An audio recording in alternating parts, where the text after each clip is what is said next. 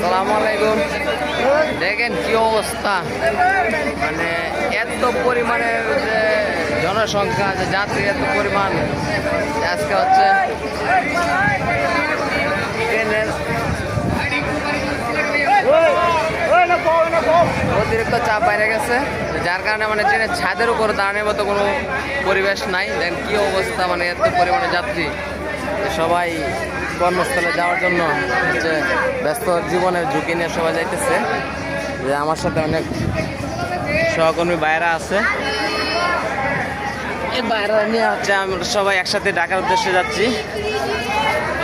বাইরে বলেন কিছু, যাইতেছেন যে কেমন লাগতেছে?